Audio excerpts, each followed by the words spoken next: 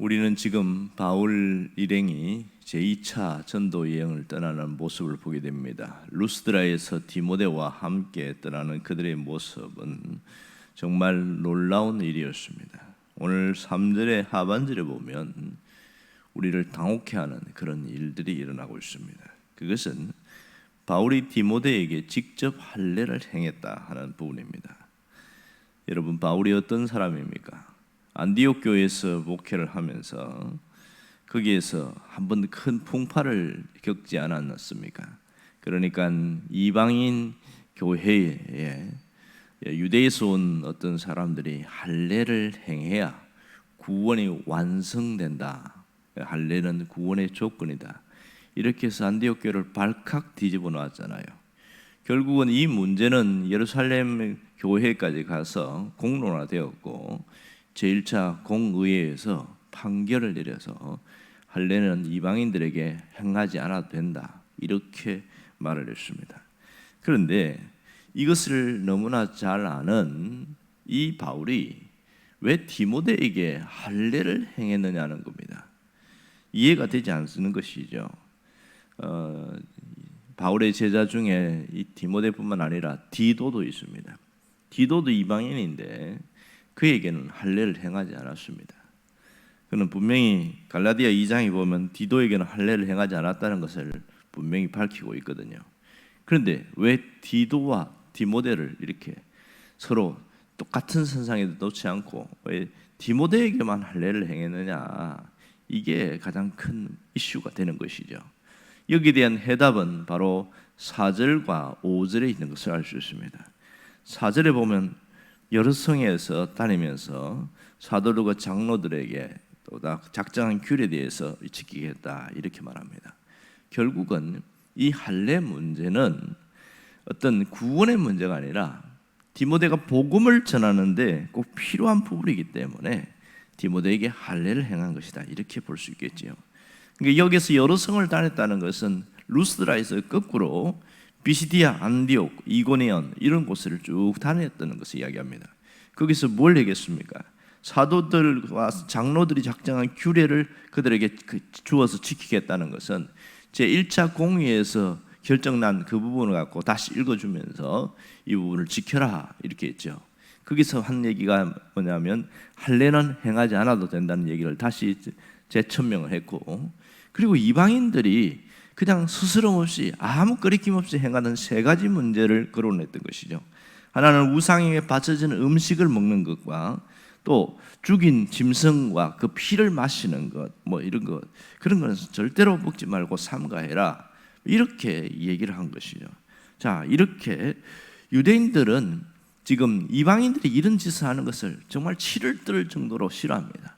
그러니 유대인들에게 걸림돌이 되는 이런 것들을 안 하는 게 복음 전도에 도움이 된다, 그렇게 얘기한 것이죠.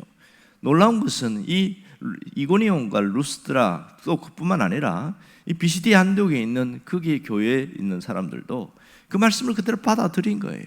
그러니 그 결과가 5절 내용입니다. 모든 교회가 계속 더욱더 말씀에 굳게 서고 사람들의 수가 늘어났다는 겁니다. 아마도 그 중에는 일부 유대인들도 있을 수 있다는 것이죠. 왜냐하면 유대인들이 혐오하는 그것을 배격하고 철저하게 금했기 때문에 이방인 그리스도인들의 모습을 보면서 저들은 뭔가 다르다, 그것을 알 수가 있었던 것이죠. 그렇다면 이 바울이 이 디모데에게 할례를 행한 것은 자기 자신을 위한 것이 아님을 분명히 알 수 있습니다. 자신을 위해서는 할례를 행할 필요가 없었던 것이죠.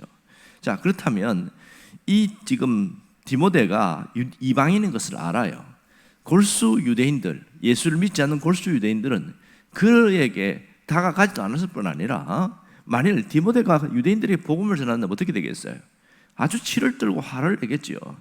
그런 삶이기 때문에 디모데가 할례를 받은 이유는 전도자의 삶을 살기 위한 것임을 알 수 있습니다. 오늘 여기서 할례를 행했다는 것에서 알 수 있는 것은 디모데도 기꺼이 그걸 받아들였다는 것이죠. 문제는 18살 되는 이 디모데가 할례를 행하기에는 너무 나이가 많이 들었습니다. 자, 이 할례는 사실은 생사를 뜯어내는 표피를 제거하는 그런 일이잖아요. 이게 보통 일이 아닙니다. 그러니 2000년 전에는 수술 도구도 뭐 좀 있지도 않고 그런 상황에서 할례를 받는 것은 보통 문제가 아닌 것이죠.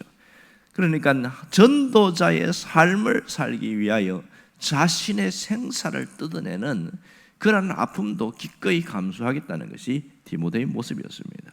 이것이 바로 주님을 위한 일이요, 예수님의 사랑의 방법을 몸으로 실천하는 것이기 때문에 그렇습니다. 우리는 하나님 앞에 누구도 온전한 몸으로 설 수 있는 사람이 아무도 없습니다. 모두가 죄인이기 때문입니다. 우리는 죄의 삭은 사망이라는 것을 능히 알고 있기 때문에 이 죄에서 벗어날 수 있는 길은 전혀 없습니다. 하지만 주님께서 우리를 위해서 이미 몸으로서 자신의 생사를 뜯어내고 십자가에 죽은 걸 다 알고 있어요. 그것 때문에 우리는 자유함을 얻는 것을 알고 있습니다. 이것이 주님이 우리를 사랑하는 방법이었습니다. 그러니 우리가 받은 구원이 얼마나 소중한지를 깨달아야 됩니다. 여러분, 우리는 그렇게 큰 아픔과 고통을 겪지 않았지만 그 구원을 위해서 누군가 이렇게 고통을 겪었다는 것은 정말 소중한 것이죠. 단순히 너는 이제 자유함을 얻었다, 이제 구원은 너에게 있었다, 뭐 이런 얘기가 아니라 그 과정 속에서 그런 엄청난 고통이 있다는 것을 우리는 잘 알고 있습니다. 그러니 예수님이 고통을 당하면서 받은 그 모든 아픔은 우리를 위한 구원인데, 그 어떤 구원이냐? 전인격적인 구원이었다는 것을 알 수 있습니다. 우리의 영혼뿐만 아니라 우리의 육체와 우리의 마음과 우리의 삶 전체까지를 온전히 회복시키는 전인격적인 구원이다. 이 점을 우리가 깊이 생각해야 됩니다. 어떤 분은 그런 얘기를 하더라고요. 주님의 그 십자가의 모든 그 피 흘림과 그 고통은 우리가 손으로 지은 죄에 대하여 사함을 받을 뿐만 아니라 걸어다니면서 발로 지은 죄, 입으로 지은 죄, 우리 몸 전체로 지은 모든 죄 하나하나를 다 용서하고 구원해 주시는 그런 전인적 구원이다, 그런 얘기를 합니다. 충분히 맞는 말이겠죠. 그렇다면 내가 이러한 구원을 받은 자는 어떻게 살아야 하는가? 이것이 우리의 고민이 될 수 있습니다. 사실은 주님이 이러한 과정에 오기까지 심히 고통스러운 때가 딱 한 번을 성경은 이야기합니다. 마태복음과 마가 누가복음에서 공통적으로 하는 얘기가 뭐냐면 겟세마네 동산의 기도거든요. 그래서 주님이 무슨 간구를 했습니까? 내 뜻을 버리고 아버지의 뜻을 받아들이는 그런 기도를 했잖아요. 쉽게 말하면 자기를 비우는 기도를 했던 것이죠. 이 자신을 비우는 기도를 통해서 다가오는 엄청난 어려움과 엄청난 고통과 모함에서 기꺼이 받아들이기로 했던 것입니다. 이것이 주님이 마신 쓴 잔이었던 것이죠. 이렇게 해서 우리가 구원을 얻어서 우리가 회복되었어요. 그렇다면 내가 주님을 따라가는 자라면 우리도 이러한 기도가 반드시 있어야 됩니다. 어떤 기도입니까? 자기 자신을 비우는 기도가 필요한 것이죠. 여러분, 예수 그리스도를 통하여 회복된 자는 어떻게 하면 사랑의 열매를 맺을 수 있느냐? 자기를 비우는 기도를 통하여 사랑의 열매를 맺을 수 있습니다. 그런데 수많은 사람들이 아직도 예수 믿는 사람에 대해서 욕을 할 때는 사실은 우리에게도 어떤 부분에 책임이 있는 것이죠. 무엇 때문입니까? 나를 비우는 기도가 없이 살아가다 보니까 그런 사람에 대해서 똑같은 세상 사람과 똑같은 방법으로 대하니까 다르게 보이지 않는 것이 그 안타까움입니다. 하지만 자기를 비우는 기도를 하는 사람은 자신의 마음의 아픔까지도 감수하고 그것을 감당하는 그 일을 행할 수 있고, 이것이 주님의 사랑을 실천하는 방법이 되는 겁니다. 우리가 늘 기도해야 될 것이 바로 이 점입니다. 이 디모데는 전도자의 삶을 살기 위해서 자신의 생사를 뜯어내는 그 아픔도 충분히 감수했던 것은 바로 이것이 주님의 사랑을 실천하는 방법이기 때문에 기꺼이 할례를 받았다는 것이죠.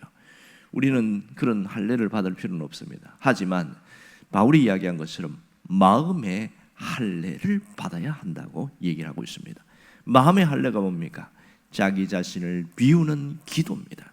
그걸 통해서 사랑할 수 없는 사람을 사랑하게 되고 용서할 수 없는 사람을 용서하게 되고 미워할 수밖에 없는 그 사람을 주님의 사랑으로 이해하고 수용하려는 그 마음을 갖게 되는 것이죠. 이러한 기도는 주님이 우리에게 말씀하신 것을 실천하는 십자가의 도로라는 것을 알 수 있고, 십자가의 길을 걸어가는 것을 말할 수 있습니다. 예수님이 무슨 말씀했습니까? 누구든지 나를 따라오는 자는 자기를 부인하고, 여기서 자기 부인이 뭐예요? 나를 비우는 기도입니다. 내가 갖고 있는 모든 것을 비워버리고 주님의 뜻을 받아들이는 것, 그것이 자기 십자가를 지는 것임을 잊지 않아야 됩니다. 그렇다면 우리는 충분히 이 기도를 통해서 우리의 삶은 갈수록 새로워질 수 있고, 우리를 통해서 다른 사람들에게 놀라운 회복의 은혜를 경험하게 할 수 있는 것을 깨닫게 되어집니다. 우리는 이 기도를 통해서 내 자신의 내가 할 수 없는 것을 하게 되어지는 하나님의 능력이 우리 안에 나타나게 된다는 사실입니다.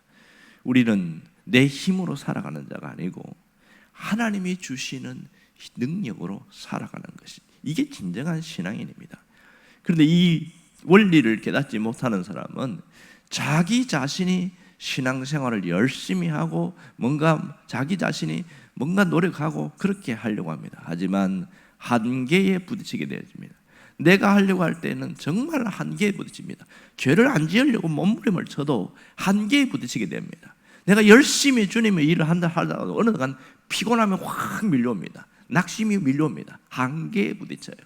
우리가 할 수 없는 사람을 사랑하는 것이나 주님을 위해서 뭔가 하는 것은 사실은 내 열심, 내 노력이 아니라 주님이 주신 은혜가 내 안에 부어질 때에 그걸 통해서 할 때 하자가 없고 후유증이 없어요. 그러면 그 가운데 뭐가 있습니까? 자기를 비우는 기도가 절대적인 것이죠. 그것이 우리를 하나님의 은혜로 살아가게 만들고 그 은혜로 세상 사람을 대할 수 있게 만드는 겁니다. 오늘 우리가 하나님 앞에 엎드려 기도할 것은 나를 비우는 그런 철저한 그 기도가 있어야 됩니다. 그럴 때 우리의 삶은 새로워질 것이고 다른 사람에 대한 모습도 전혀 다른 모습으로 나타나게 될 것입니다. 이를 통하여 하나님은 영광을 받을 수 있다는 사실을 잊지 않기를 주의 이름으로 축원합니다. 기도하겠습니다.